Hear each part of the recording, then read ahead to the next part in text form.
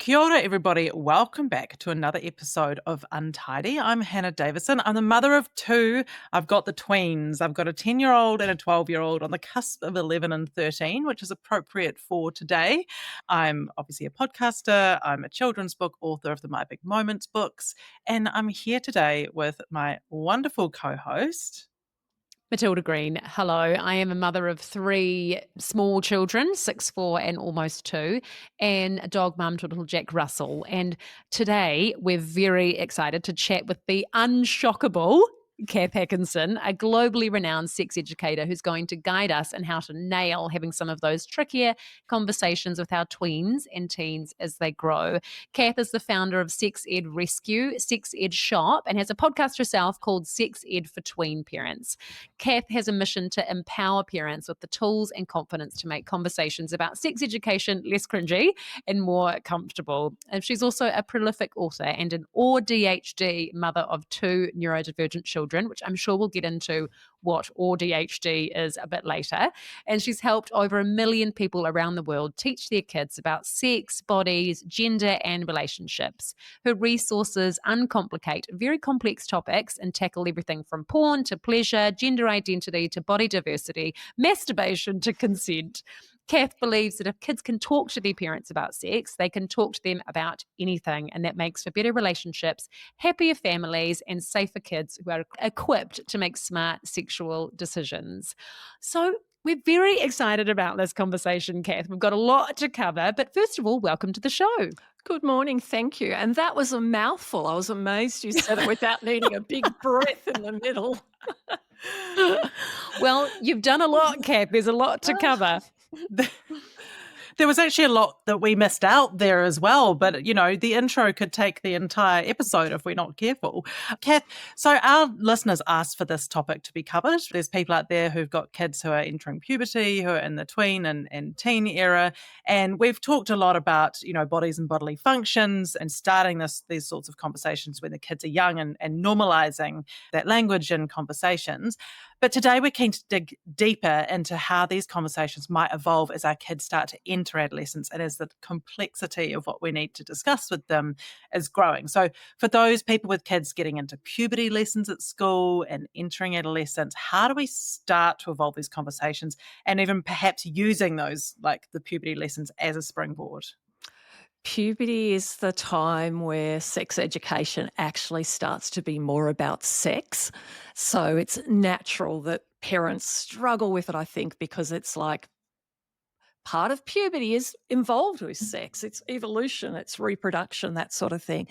So I guess the best way to think about getting started at that age where kids are finishing primary school, are about to go on to, do you call it high school where you are?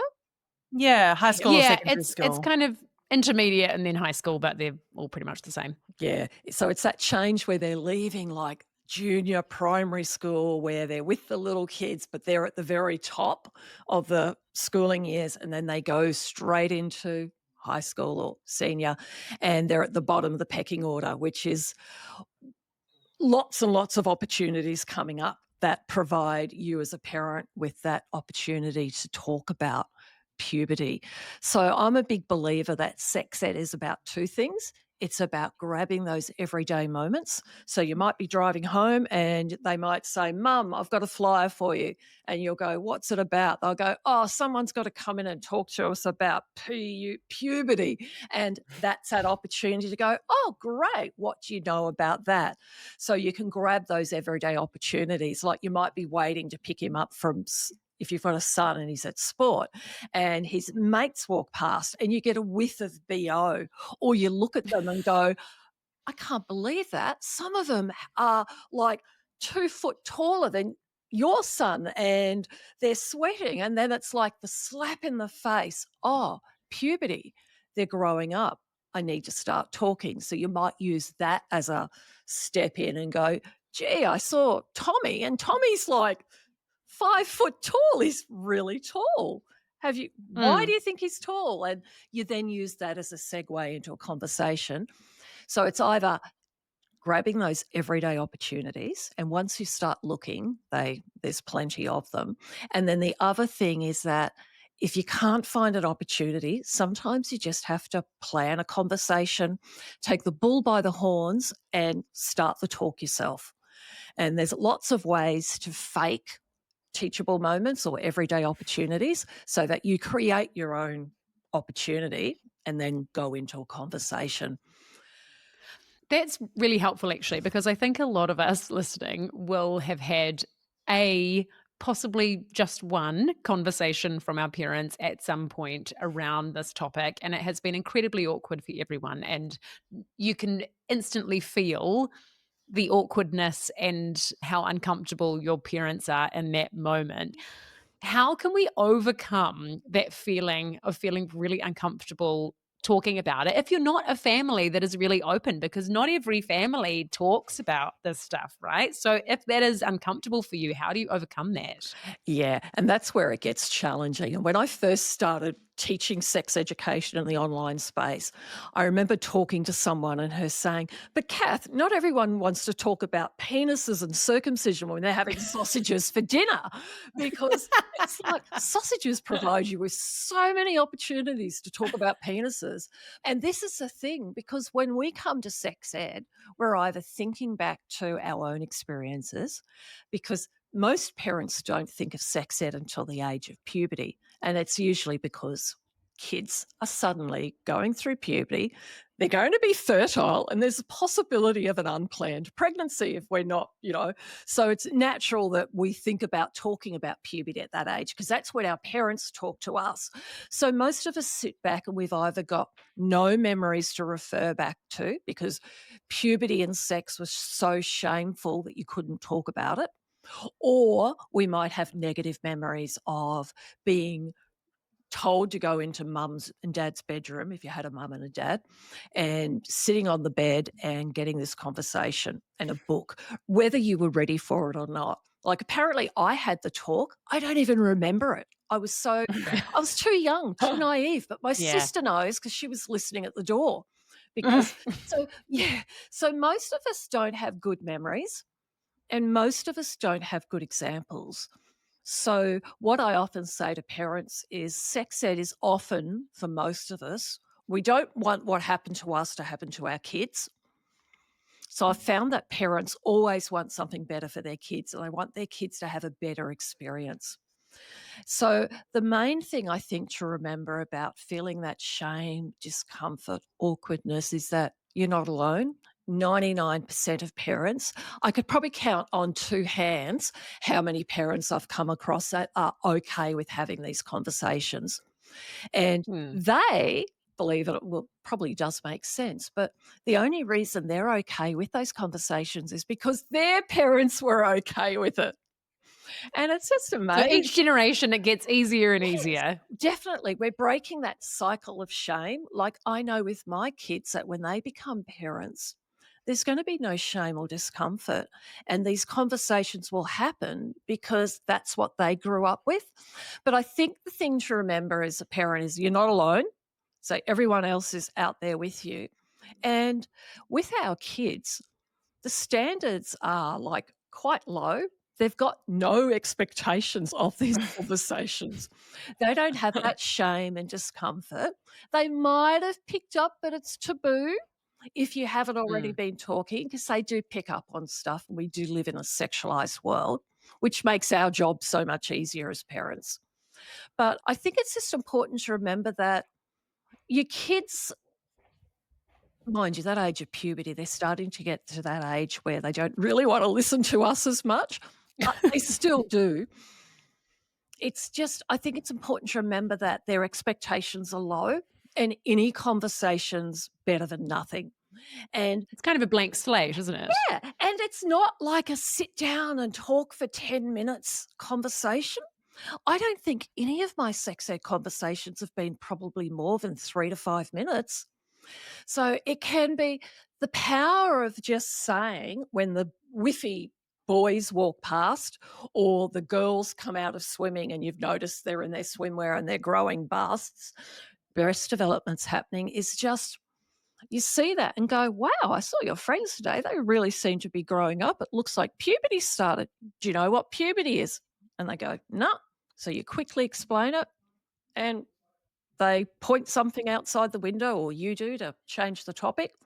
That something like that is just has so much power. And I think as parents, we're often dismissive of the little things that we do. We expect that puberty talk is a sit down with lots of resources and chat about absolutely everything, but it's not. It's lots of tiny little conversations, which you might walk away and go, oh, that was a waste of time, or I wonder if that made sense to them. But it's powerful and it's effective. That does really relieve quite a lot of pressure, I think, Cath, because just to think about it as, if it does feel a bit awkward to you, you're going to push through that anyway because you want something better for your kids than maybe what you had. And also just like that breadcrumb of information, instead of going, I've got to have this big conversation, I've got to get it right, I've got to give them all the information, which they'll obviously retain all of, just like dropping in the breadcrumbs kind of makes it a little bit easier and more palatable, like more digestible for everybody, I think. So one of my kids, my son, he's about to turn 13 in a couple months. He's entered the everything is weird and embarrassing, obviously primarily his mother. We're in that stage, and we do pretty well with things that are happening, or he'll bring things up, or I'll breadcrumb things in, maybe on the car ride home. We've got some one-on-one and stuff. But then he's at that point where he can also react with some sort of horror about the prospect of conversations coming up naturally. And in fact, last night he showed me a movie trailer he's made, which is a movie trailer for a horror movie, which, as it ended up being, was about the fact that kids had to go to puberty lessons, which was incredibly creative. I loved it. He built the suspense beautifully, and it was like something bad is coming, and it's like puberty lessons. So at least I guess he can make a joke out of it as well. But, we want our kids to feel comfortable about being able to ask questions or noticing something has happened with their body and being able to share that with us and participating in a chat. So how do we create that sort of environment of comfort? Something that's helpful is that if you're feeling awkward and uncomfortable, is naming it. So letting your child know, first of all, that your parents didn't talk to you about it, or it was like a taboo topic, letting kids know, but creating that moment of comfort. I think it's about, as parents, if you're already having conversations with your kids about what happened during their day, or you're talking about stuff that's happening on the news, and if they're already seeing you as being askable, that comfort should already be there. But sometimes what happens is, when we're not already talking about puberty or sex, kids get that unspoken message that you're not okay to talk about that topic. So what you can sometimes do is just call it out and say, hey, I was listening to a podcast episode the other day and they were talking about puberty, and it really made me think about the fact that we haven't really been talking about love, sex, relationships, and growing up. And that makes me feel sad, because I don't want you to go through what I went through as a kid growing up. And I want you to know that if you hear something about sex, or you've got a question about puberty or porn, penises, periods, whatever, I want you to know that you can come and ask me questions about it. And you're going to notice that I'm going to be trying to make an effort to talk more about this stuff. So I just, here's a thumbs up to let you know. So pre-warning them and just letting them know. You could even, I'm big with my kids about naming stuff. So by naming stuff, that's probably not the right word, but I'm big into letting my kids know that most other families don't sit and talk about penises when they're having sausages for dinner. I want them to know. We do. Yeah. Oh, good. Yes, I've got some stories about sausages, but we won't go there. But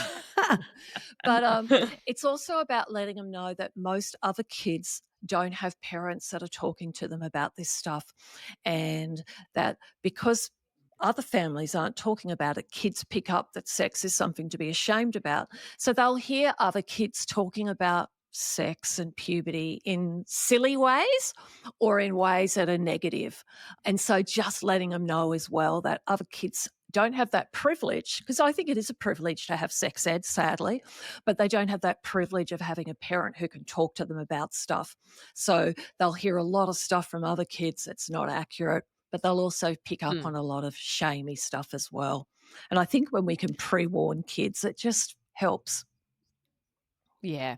Yeah. And I think having conversations as well, like with your partner in front of your kids, like not necessarily about your own sex life or whatever, but, I'll talk about my period with my husband, in front of the kids, just like I'm not complaining about it. It's just, we just talk about it openly because I really want my 3 children to grow up just thinking that bodies are normal and everything about it is normal and natural, and there's nothing to be ashamed about. Like, even because my youngest is almost 2, so she's still in nappies, and there's been a few times where the kids have been like, "Oh, Penny's done a poo, she's done a poo," and even that, I just want to make sure that nothing about bodies is shamed, that it's just, everyone poos. It's fine. I'm going to go for a poo later on. It's all natural and fine, and there's nothing to be embarrassed about. So I guess if those foundations are starting to be laid, and then people are like, kids think, oh, well, mum's talked about periods and vulvas and just uses names for things rather than front bum. Did you guys have front bum growing up? Yeah, front bottom and back bottom. Yeah, front. Yeah, yeah. It's hilarious, isn't it? Like, we could just say it. Vulva, vagina, it's okay. I wonder if the people in the meeting room next to me can hear me. Well, now they know it's okay, Maddie. They know it's okay to say exactly. it too. You might I'm get that coming around back. the office. What if your child doesn't want to talk about this stuff and is quite closed off? Yeah, it's like you're talking to a brick wall where they're just looking the other way and aren't interested. That happens because not every kid has 1,001 questions. I was lucky. I had one who perpetually talked, always asked questions. She literally did her own sex ed by me answering her questions. The other kid, he's silent. It's like, get very little from him. I'll pass him a book about something. The last puberty book I passed him, he flicked it open, looked at it, literally threw it back at me and said, I don't want to look at a book that's got photos of assholes in it. So I was like, yep, that was a successful moment there, Cath. So I think it's about, first of all, acknowledge that, yep, it's happening. It happens to most parents. Even you. Even me, yeah. There's nothing you can do about it. But research tells us that even though you might say, hey, what do you know about puberty? And they'll go, Mum, we talked about that at school. I know everything. I'm not interested, or they roll their eye. You sort of acknowledge that that's happened. But research tells us that kids are still listening. And even if they're not listening to what you say, they still heard you say puberty. And that in itself is valuable because you're giving them that unspoken message that it's okay to talk about it. So even though it feels like you're talking to a brick wall and you're not getting any responses, it doesn't really matter because with sex ed, a lot of the time it's the bigger picture. As parents, I think we focus on the facts. It's like, there's all this stuff I have to tell them. How do I remember it? And we concentrate more on spitting out the information, and we forget that the bigger picture is that our kids know that if they have questions about love, sex, relationships, puberty, that we're askable, that if they hear something on the school bus or the kids are looking at porn and giggling about it, that they can come home and they know that they can ask you about it, or they can mention it to you because you'll listen, you won't judge, though we often do judge, but as kids get older, they call that out on you, which is good. So it's about just making sure that they know it's okay to come and talk to us about this stuff. And often with puberty, they have hit that age where they just find the whole topic awkward, disgusting, shameful. Doesn't matter what your values are, they'll pick up on this stuff from society. So it's just that remembering and not losing hope. And this is where the lots of looking for those everyday opportunities to talk about stuff is so important. But it's also about making sure there's lots of different ways for them to get information. So books, we don't have to talk about all this stuff because books have got all the information in for us. There's lots of great videos. I wish the New Zealand government would do you remember your porn campaign where the porn stars turned up at the front door, knocked on the do you remember that one? Knocked I don't remember No. that one. Oh, you guys do the best stuff. Someone knocks on the front door, mum comes out. It was a comedian, a New Zealand comedian, opens the door, and there's two New Zealand porn stars standing there, buck naked. And they said, "Oh, we've come to see Tommy because Tommy's been looking us up and watching us have sex." And then the kid comes out behind and the jaw drops and hilarious. You'll have to Google it afterwards. Brilliant. Brilliant. And we'll try and find a link to that for the Yeah. show notes. There's just, yeah, so you can, use opportunities like that. There's videos that are out there. Amaze in America. Oh, I don't know how they're keeping their funding, but they're an American sex ed organization that creates sex ed videos that have now been translated into like a dozen other languages. And so there's videos, there's books. And if you can find those opportunities to talk about puberty and just, you know, say often it's sentences. You're just saying sentences here and there, but it all adds up and lets kids know that we're talking. So it's about remembering the bigger picture, that it's not necessarily what you say, it's how you say it. And it's the fact that you are actually saying something that is much more powerful than sitting down and having a 15-minute conversation. Yeah, that's great. And I know you recommend a lot of resources on your website, so we're going to put that link in the show notes for everybody so you can go there because there's a multitude of things. This conversation is just bringing up so many funny at-home anecdotes for me because, like, I got told off. I find that the one-on-one in the car with my son has always been a great time to chat about things. It's often when he'll naturally bring stuff up. We're side by side. There's no pressure. There's other things to be distracted by. And I was just talking to him about, like, making sure that he had enough people in his life that he felt comfortable with bringing stuff up if he didn't want to talk to me, or who does he feel comfortable with and that sort of thing. And he goes, oh, Mum, you are the worst. He goes, you're too enthusiastic. You love talking about it too much. And I'm like, oh God, like trying to be positive. Well, who do you feel comfortable? And he's like, oh, I suppose it's you, And then yesterday we were talking about he wants to join Discord so that he can play Minecraft with his friends. They build worlds together. And I was just talking to him about that and the safety of that and who's going to be involved in the group and, just trying to understand. And I said, because the thing I'm concerned about is, what if there are friends who then, share like a pornographic image in the group? What are we going to do then? And if that happens, like, you'll never get in trouble if you tell me. And he goes, Mum, we don't say porn at school. It's too awkward. We call it corn. I said, okay, well, what if someone shares a pornographic image in the group? And what are we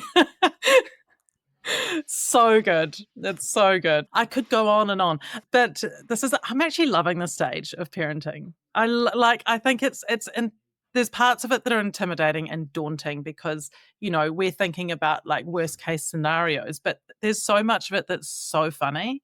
And it's such an enjoyable time. We're on the cusp of like everything's horrifying and awkward. And then suddenly things are going to get interesting and just watching it all play out. Anyway, I want to understand how can we balance, like, there's going to be stuff for them that is private that they're not going to want to share with us, that they want to keep themselves and keep private, but we also want to be involved and informed enough that we can keep them safe and just understand what's happening for them and what they're curious to explore. So how do we find that balance and making sure they're safe and that we're informed, but they also have a bit of the freedom to, explore in their own way? Yeah, that can be a tricky one because kids are growing up in a sexualized world. They're growing up in a different world. But we also need to remember kids are a lot smarter, I think, this generation than we were. Like, when you look at school curriculums nowadays, they bring in critical thinking. They will unpack an advertisement for something, and then they will teach kids and talk about the fact that everything that you see online isn't necessarily real. So I think it's important to remember that our kids are more savvy than we think. And I think it's just about being aware, because I know myself, I live in the inner city. So I had to talk to my kids about sex toys when they were 5, because we live near a sex toy shop and we used to find them in the park. I think people used to steal them and ditch them at the park. So I think it's about being aware of what's going on. There's a park around the corner from us, and they just had a flasher recently. And I remember I used to walk around the park with my son and the dog, and we'd got to the park, and I had to say to him, "Hey mate, teachable moment. If we're walking along and someone drops their pants and hangs their penis out at us, we'll laugh, but I just want to let you know that you can laugh, ignore it, whatever, but that can happen." So I think it's about letting kids know about this sort of stuff as well. So it's about just being aware of some of the risks that are out there in society. So if you've always driven them to school, but you know that next year they're going to be going to high school, which means taking the bus. So 6 months before, I was making sure I was taking my kids on longer bus trips, because we walk everywhere. We're in a city, and talking to them about the safest place to sit on a bus is towards the front, because if you're going to do something stupid, it's usually out the back where they're far away from the bus driver. So I think it's just about being aware of risks and being aware of things that are going to happen. I've found that a lot of my conversations have been led by my own experiences. So I will talk to my kids about things that I didn't know about. So I struggled with public transport as a kid growing up, because I grew up in the country, so we didn't have it. So I talk more about that with my kids. So I think as parents, we do naturally talk about the risks that affected us.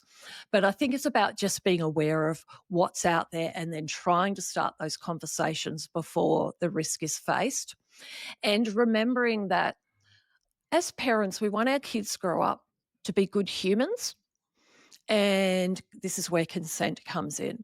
So part of growing up to be a good human is making sure they have empathy, that they understand the impact of their actions on others, that they're aware that no means no, and messages like that. So if we can get across some of those core values and foundations and beliefs of stuff, it makes it easy as kids get older, because that's almost like being wired into their DNA, if that makes sense. Yeah, definitely. And it's interesting that you bring that up, actually, because it's something that I wanted to touch on. Is at the moment there's a lot of, like, if kids are online, there's a lot of content that is quite misogynistic, your Andrew Tate sort of vibe. And so I think for families that are really trying their best to instill these good morals, good values in their children, but if they're spending a lot of time online and they're seeing a lot of this content, what are some red flags, do you think, that your child is developing some unhealthy ideas around sex and relationships, or that sort of thing? I'm glad you brought this up. This is where you call it out. I remember my son would come home from high school, when he first started high school from primary, and he would say stuff like, my attitude is, if you're going to swear, use words in their correct context. So kids would first start swearing, and they would use swear words in the wrong way, or they would use slang. So he would come home and he would say something like, I'm just trying to think of an example, "That's so gay." They usually use that one when they're 12, 13, because they're not very creative at that age. They're still building up that creativity with language, bad language. So then it's like, oh, so what does that mean? You're so gay? Because we've got some friends that are gay, and so you just be curious. So what does that mean? So when you hear them say stuff, you call it out and you ask them, what do they think that means, or what do they mean by that? And then you might throw some boundaries in and go, well, some people would find that offensive, and gay actually is slang for being attracted to someone of the same sex. So it doesn't actually mean that you're lame or embarrassing. It's not a negative thing. Yeah. So Yeah. calling out stuff and then listening. So if you're hearing some Andrew Tate type values come across, because our kids are growing up in the online world, we can't change that. It's a fact. So if you're coming across values, calling that out as well. So maybe starting to have more conversations about equality, because this is the issue with porn, which we haven't even really touched on, is that kids are turning, research tells us that they're turning to the internet to learn about stuff if parents aren't talking about it. And even if you are talking about it, they'll still turn to the internet for answers. Mm. And a lot of kids are getting their sex education from porn. So if you're coming up on negative attitudes about women, or just any racist attitudes, anything that offends you, I think it's about calling it out and talking about it more.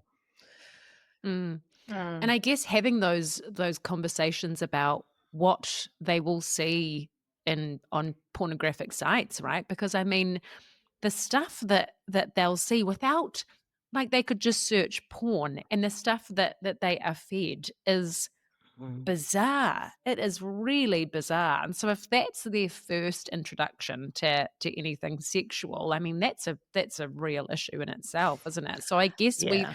like, at what age do we actually start saying this is what you might come across, and prepare them for those quite nichey conversations, for want of a better word? For online stuff, yeah. Yeah, for like gratuitous what they will see on a porn site. Like, at what age should we be discussing that? As soon as you hand them that device. I have heard from so many parents who have been sitting there at sports lessons or at the shopping centre, and they've then retrospectively discovered that their kid, that when they hand them because of course we hand them the phone to keep them quiet and to keep them entertained. We all do it. I do it. And Mm. they then realise that their kid is actually watching porn, or even worse, they've found some of your own sexually explicit content that you've got on your phone and are watching it. So I believe that we need to be having conversations about this from the time we hand in that first device. But it's ironic, I've just almost finished creating a third resource about pornography, and it starts off with, there's 3 different versions of this resource, which is crazy because I have to write 3 different versions and then commission the artwork and get it prettied up and stuff. But so if you're sitting there thinking, my kid's 3 and this crazy woman with pink hair from Australia is telling me I need to talk to my 3-year-old about bloody porn, she's crazy. You don't actually talk to them about porn. You're actually talking to them about, and New Zealand, when you Google the porn stars visiting, they've also got another couple of versions about pornography for younger kids. New Zealand's actually the leader, I believe, in the way with handling porn and children, because the resources you've got are just so good. But when you're starting with little kids, you're talking to them and you're handing them their phone and you're saying, now, I just want you to know that sometimes when you're watching videos, you might see pictures or videos of people who are naked or people with no clothes on. And if that happens, I want you to put it down and tell me.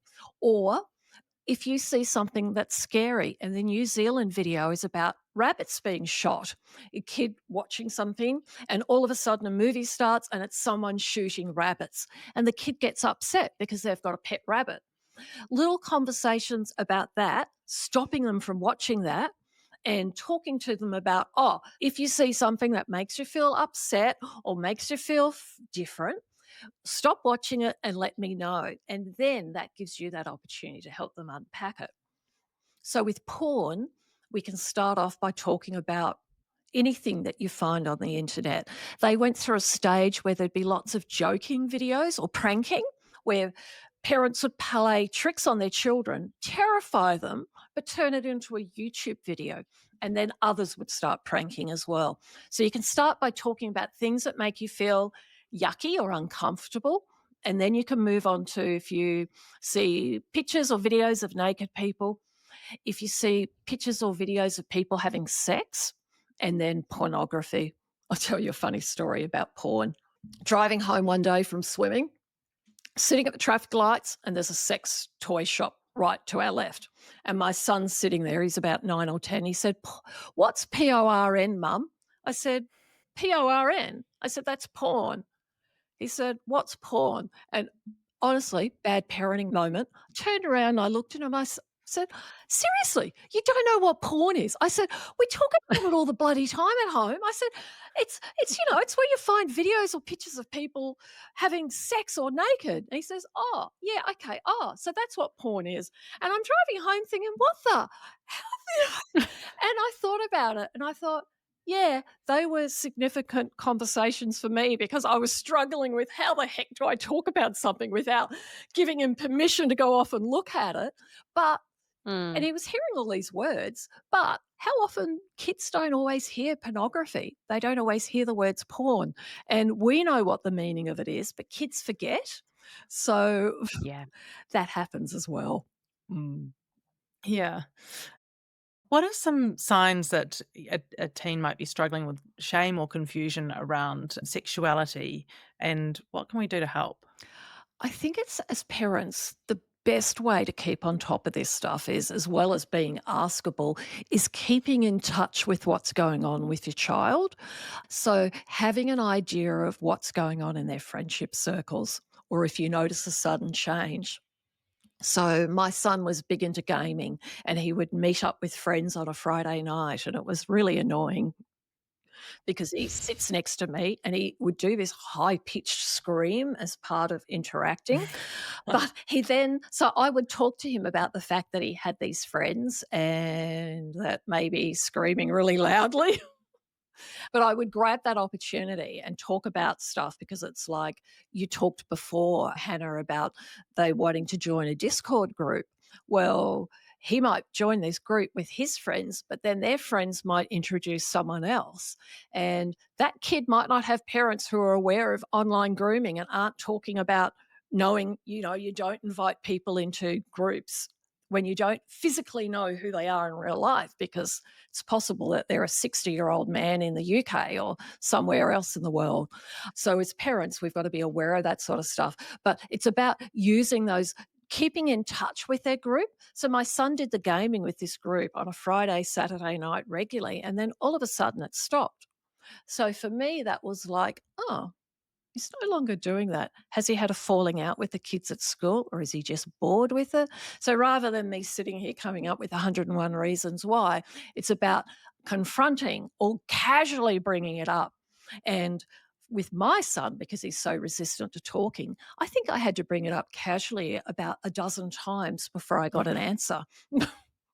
So I think it's just about being aware.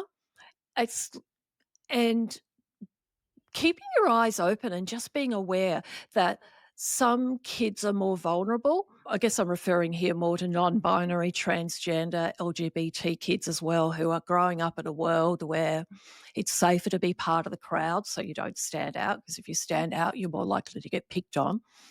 So I think it's just about being aware of stuff and keeping the door open. And if you see changes, trying to look out for changes.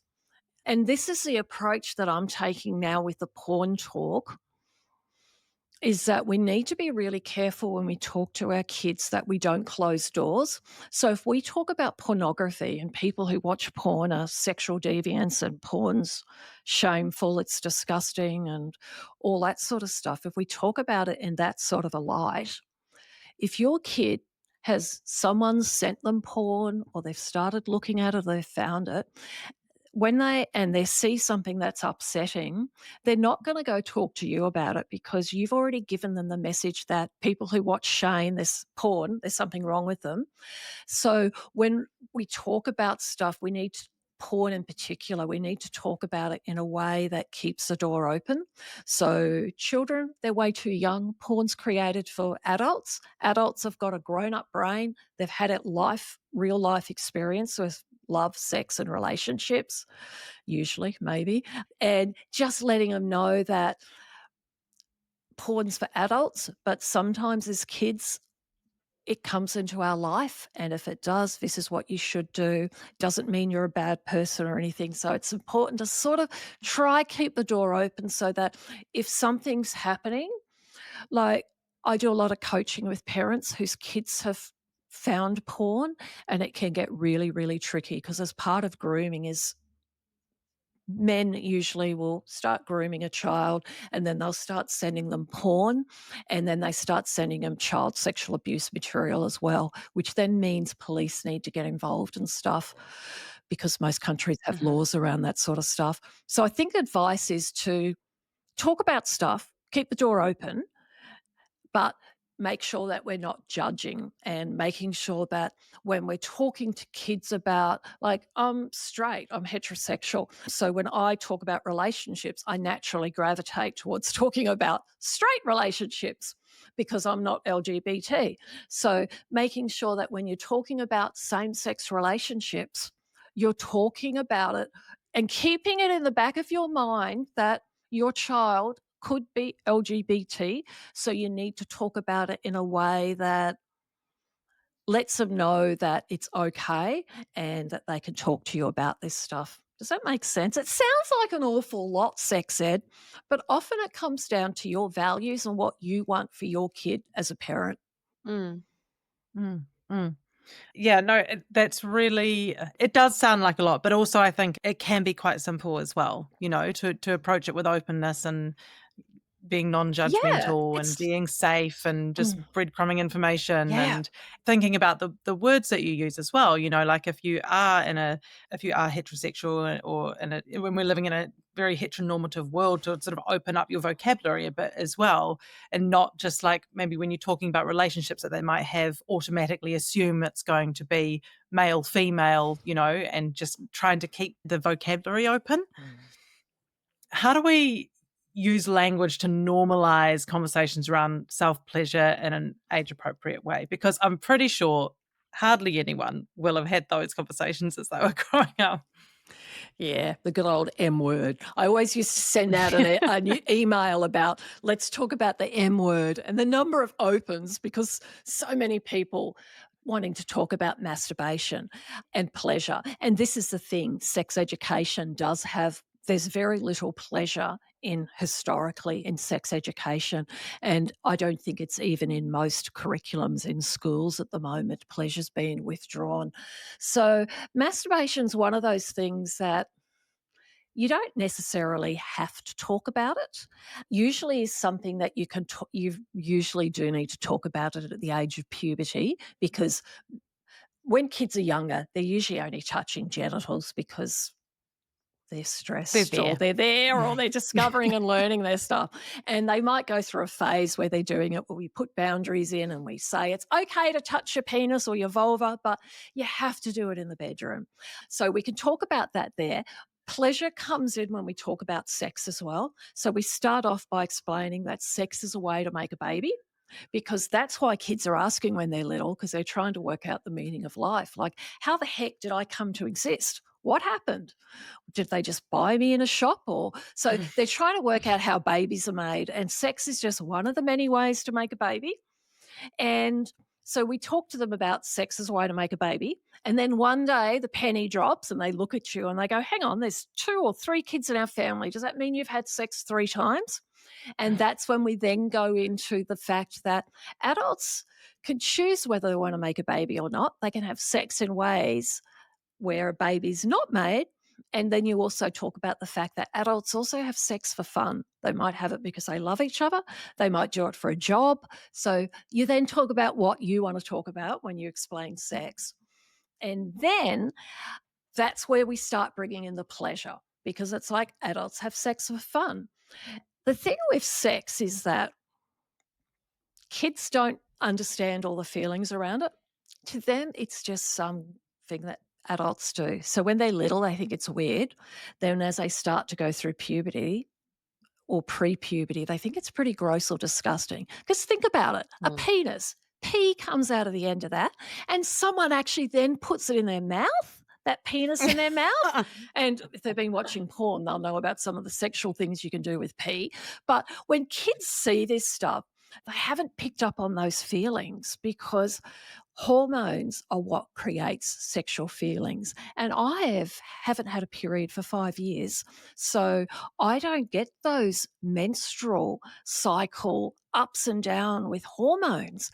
And it's really interesting. It changes your sex life. But what's been really good for it is that for me, it helps me also get that better understanding of what it's like for kids because not having those hormonal influences now, it's like, this is what it's like for kids. They don't have sexual feelings until puberty starts. So if we can start talking about pleasure early, and every parent's different. Some parents are quite sex positive and they want to talk to their child about masturbation because they want their child to know that they can touch their genitals and it's pleasurable. So if you want to, you can talk about it when they're younger, but puberty is really the time where you need to be talking about it because masturbation can be a good way to manage sexual feelings.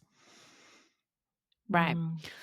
And what about consent? Having those sort of conversations so our kids learn how to give consent and understand consent in a way that's meaningful but also feels natural. How do we start that? It again pretty much comes back to your parenting style. So it comes back to when they're little. If they're sitting at the table colouring in and they snatch your pens off you and you go, hang on, they're mine. You've got to ask, or you snatch theirs or do something to get a reaction from them. So we can start those conversations about consent really young and really early. And there's lots of really good books about that.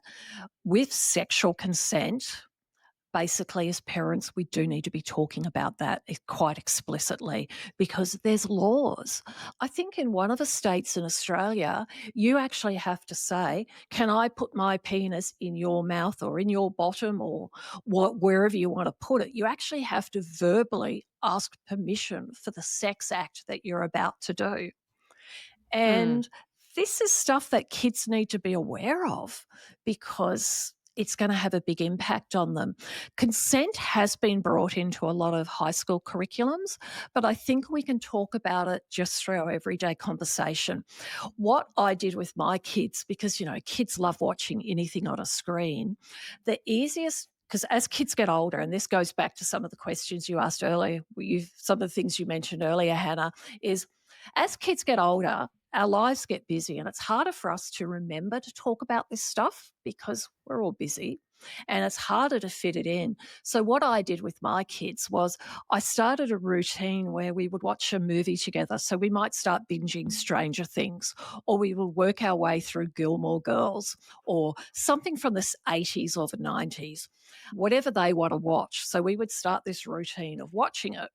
And watching vintage stuff from the 80s or the 90s or even the early 2000s is fantastic because there's so many opportunities of consent not being respected or isn't even on the radar. So you'll be watching something and you'll sort of sit there and go, oh, I don't know if I feel comfortable about that. So you might call it out and you might go, hang on. So they're going out together and he's decided it's time for them to have sex or whatever, depending on the age of your child.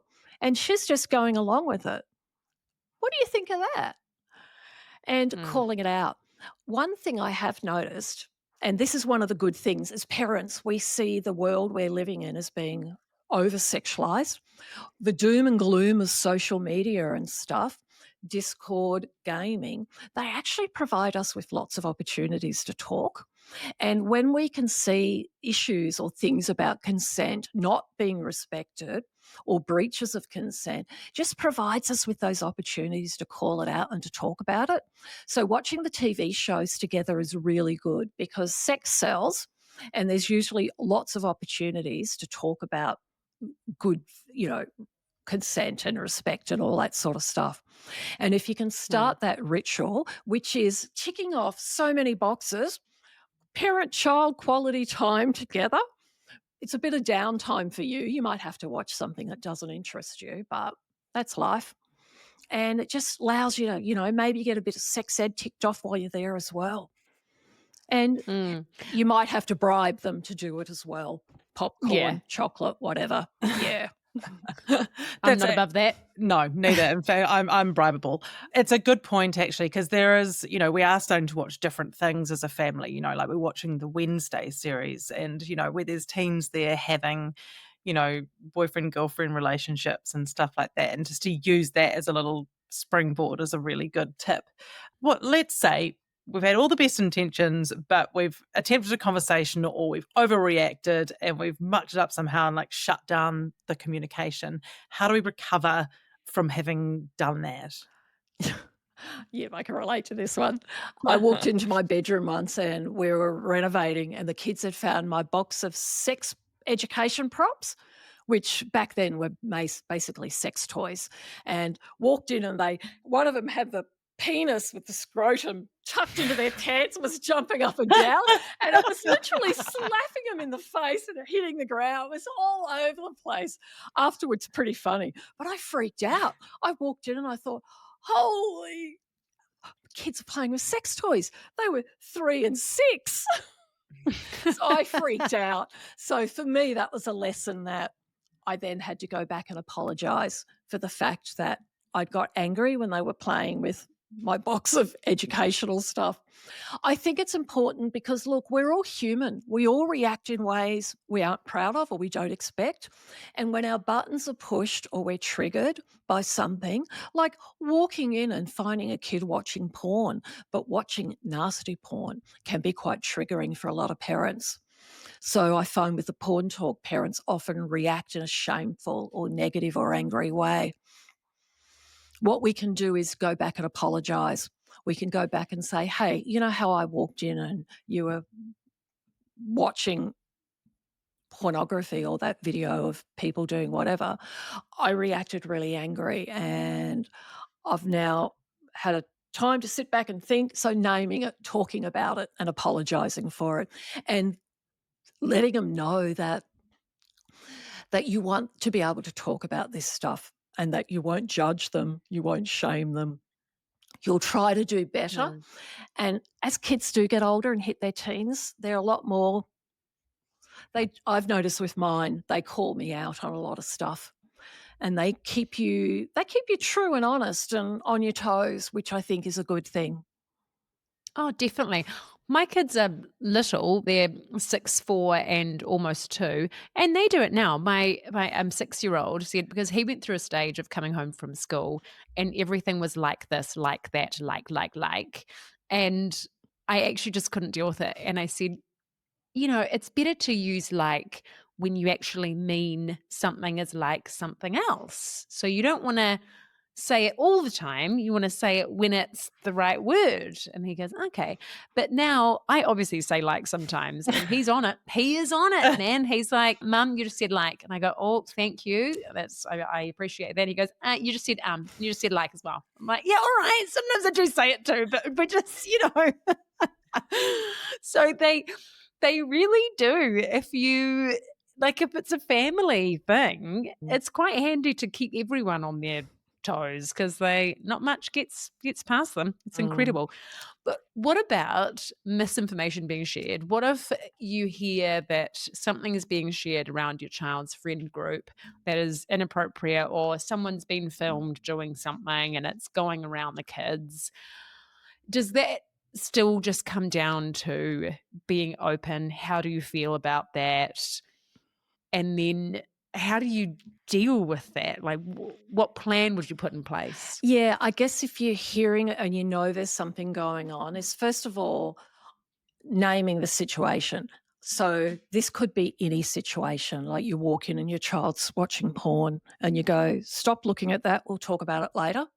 Or you hear about something getting passed around. So it starts off with coming out with the fact. I heard this story, I got an email from the school today talking about a video. Like a lot of the kids are doing where they put someone's head on a video image and sharing it. So it looks like a 10-year-old's having sex or a 12-year-old's having sex on an adult body, that sort of crap. So calling it out, or I came in and I saw this happening. And then the heart, head, hands model, which is the heart. How do you feel about that? How did you feel when you first came across these videos or whatever happened? So getting them to talk about how they feel, to get their feelings out. And then the heart, so that's the heart, the head is the teaching. It's like doing that sort of stuff is actually illegal. So you bring in the facts, you talk about why you don't want them watching it, why it's not good for them, or providing them with information, educating, providing them with facts. And then the next part is the hands. So what could we do differently? So if a kid at school sharing videos like that again, what would you do about that? How do you think that person would feel if they saw that video? And talking about, so for some kids, they come home from school, they've had a really crappy day at school, and they know that you're busy and distracted till 5, and the best way to get that downtime and to chill out is to go watch half an hour of porn and to masturbate. So for some kids, this becomes a pattern. So that's where you as a parent might turn around and go, so, okay, so you do it after school. How about when you come home from school, I'll stop working at my computer and we'll have some, mother-child time. So the heart, head, hands model is just really good because you name it, whatever it is you want to talk about, suss out how they feel. You might talk about your feelings, provide them with the facts. Like often with stuff, I'll talk to my kids. What happens with a lot of sexualizing stuff is that if we can unpack it with our kids, so it might be a video of where someone's used some AI software to put the head of another kid on that body having sex. So you might talk about that and you'll go, well, yeah, that software exists. And governments now are aware of that, and they've actually created laws to make it actually illegal for people to do that now. So you sort of give them that information and unpack it and talk about why people might do that sort of stuff. And I find that when we unpack stuff, kids aren't over-sexualized. So my kids have grown up knowing about prostitution, sex toys, homelessness, drug and alcohol abuse because they've been exposed to it. But I would say my kids were pretty innocent and they were not over-sexualized with all this information. And the reason they weren't sexualized was because I was unpacking it. We'd come home at 11 o'clock at night. There'd be people staggering around drunk because I live in the inner city. Because we talked about that, it just helps with keeping their innocence and not over-sexualizing them. So it seems almost counterproductive. Like the best way to keep kids non-sexualized is to talk about sex, but it does actually work. Yeah, it makes sense. And I think, it also comes back to like trusting children's intelligence and their ability to develop critical thinking. And when it's not taboo to talk about these things and they're able to determine whether or not they want to choose to look at something or not to look at something and the impact that might have. Yeah. What's the most important message you think you'd like every parent to be able to give their child as they grow into adolescence? Oh, I don't know if I can answer that. I think There's it's too many. because Yeah. it often comes down to your own values, but I think consent is probably the most important one just because it's tied in with being a good human, if that makes sense. And it's all about respect, isn't Yeah, it? it is. It's about respect, being a good person. And if we can grow up our kids to be good humans, we don't have to worry about that sort of stuff because it's wired in their DNA. They know that if someone doesn't look like they're enjoying something, because consent can get really, really tricky as kids get older because look at our generation. We're all taught to say yes, not to be rude to adults. So what often happens is it can be difficult for people to say no to situations when they're in it, especially if they don't know that they can say no. And I think that's why so many parents care about consent, because as women, I think we all have stories of doing sexual things that we regret and that we wish had never happened. And if we had Mm. known what we know now, it would never have happened. So I think consent, talking to your kids and making sure that they understand what enthusiastic consent is as well, and being aware of the Yeah. laws as well, and that laws do exist. But also remembering, as you said, Hannah, our kids are amazing. They're smart. We need to trust who they are as a person as well. Because if we can have all these conversations, teach them the values and about consent, we can then trust them to make smart decisions, because that's ultimately what we're trying to do as parents, give our kids the ability to be able to make smart decisions about what to do with their body.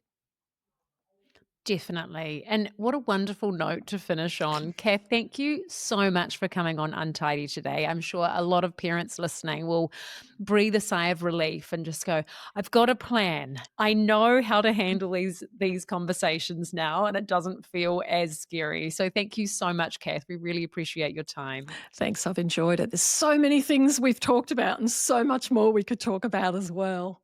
I know. I So think we did much. incredibly well, actually. We've covered so many things, and I'm sure this will probably raise more questions amongst the listeners. So, Cath, we may very well be getting back in touch. More than happy to chat. But honestly, in New Zealand, for pornography, your country is definitely the leader in the way with helping parents have these conversations. So, Oh, that's good to Incredible. know. oh, I Yeah. I did not know that. So I'll have to have a look where the resources are, and we'll put them in the show notes yes, as well. yeah, good Yeah. one. Thank you so much, Thanks Cath. so Really much. appreciate it. Thanks. Take care out there, everybody, and thank you for listening. Thank you for listening to this episode of Untidy. If you enjoyed it, we'd love your support to keep making the show. The best thing you can do to help is subscribe by hitting follow in your podcast app and leaving us a little 5-star review. You can also now watch and subscribe on YouTube and check out how these millennials are keeping up with the cool kids on TikTok and the gram. Lastly, please share this podcast with your mates. It means that we can keep building this supportive community, keep giving you untidy episodes, and just keep doing what we love to do. Don't forget to check out mybigmoments.com for kids' books that make your tricky job of parenting a whole lot easier. Untidy listeners get a discount at checkout, so just pop in Untidy for 10% off your order. Lastly, we would like to thank all of the good people who make this podcast possible. Flicker Williams and Joe Rocker at My Big Moments for the beautiful artwork and design, Maxine London Creative for editing this episode, and Lana Byrne for creating our social content. And to you, our listeners, Araha nui, take care. We'll see you soon.